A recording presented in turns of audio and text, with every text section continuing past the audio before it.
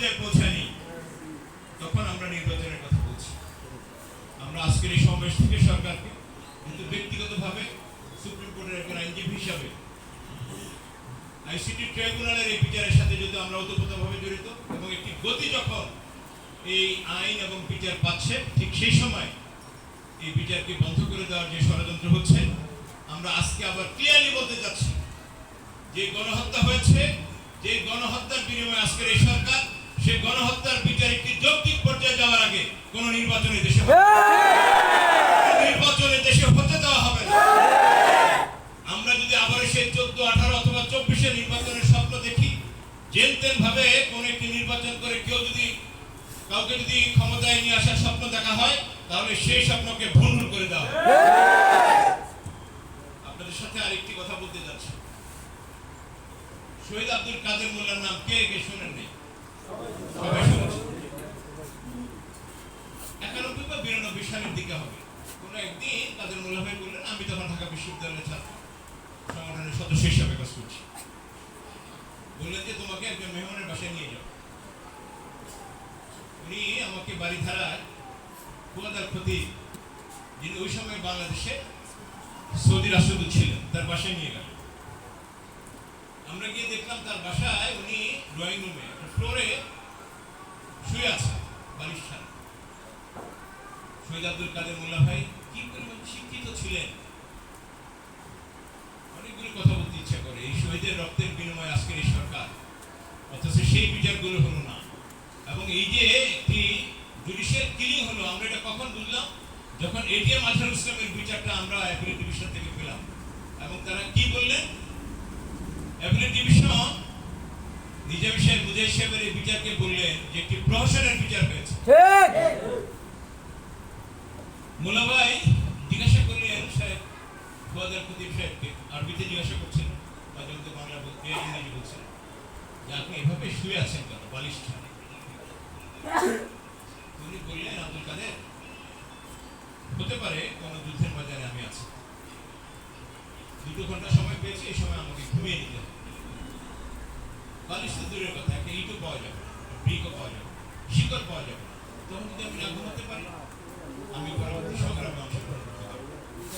তো আমার সুস্থতার জন্যই আমি বুদ্ধি হওয়ার পর থেকে কোনোদিন বালিশে ঘুমাই না, আমি লবণ খাই না, আমি চিনি খাই না। বললাম যে একজন মানুষ রাজকীয় পরিবারে যার জন্ম, ফুয়াদার প্রতি, তিনি যদি যুদ্ধের জন্য, জেহাদের জন্য নিজেকে এভাবে প্রস্তুত করতে পারেন। আমরা 1941 সালে জামাত ইসলামী প্রতিষ্ঠার পর থেকে সবচেয়ে ভালো সময় আছি না আমরা? এই সময়ে যদি ওই যে কথা বলছিলাম, আমাদের এখনো যদি দৌড় মসজিদ বন্ধ থাকে হবে না, আমাদের দৌড়টা কোন পথে যেতে হবে? সেজন্য আমরা নিজেদেরকে রেডি করেছি কিনা? ইনশাআল্লাহ। আমরা খুশিতে আটকান হয়ে যাই যখন দেখি আমাদের আমিরে জামাত সারা দিকে, সারা দেশে, সকল জায়গায় নিজের ভাবমূর্তি এত উঁচুতে নিয়ে গেছে। আমরা কি একবার চিন্তা করে দেখেছি আমরা হয়তো ডাক্তার শফিকুর রহমান হতে পারবো না, আমি আমার বাড়িতে, আমার ঘরে, আমার সমাজে ডাক্তার শফিকুর রহমান হওয়ার চেষ্টা করেছি কি? আমরা আজ থেকে এটা করবো না? সবশেষ যে কথাটি বলতে চাই সেটি হচ্ছে এই, আল্লাহর কাছে শুকরিয়া, দেখেন এই 1টি বছরে আমরা যারা ফ্যাসিস্ট বিরোধী আন্দোলনে যেসব দলগুলো ছিলাম, অনেকের বিরুদ্ধে অনেক কথা আছে। কাউকে আমরা চাঁদাবাজ বলি, দখলদার বলি, আসলেই তারা তাই। কিন্তু আলহামদুলিল্লাহ গত 1টি বছরে, এই অগাস্টে দাঁড়িয়ে বলছি, আমাদের বিরুদ্ধে, জামাতের বিরুদ্ধে আমার একটি অভিযোগ আছে কি? না, আমাদের বিরুদ্ধে কোনো অভিযোগ নাই। লাভটা কি? বইটা নতুন, লেখাটা সুন্দর, পরিষ্কার ঝকঝকে ছাপা, আপনি পড়লেন না, পরীক্ষায় লিখতে পারলেন না, কোনো লাভ হবে নতুন বইয়ে? আমাদেরকে এখন সংসদ বন্ধ পৌঁছে যেতে হবে।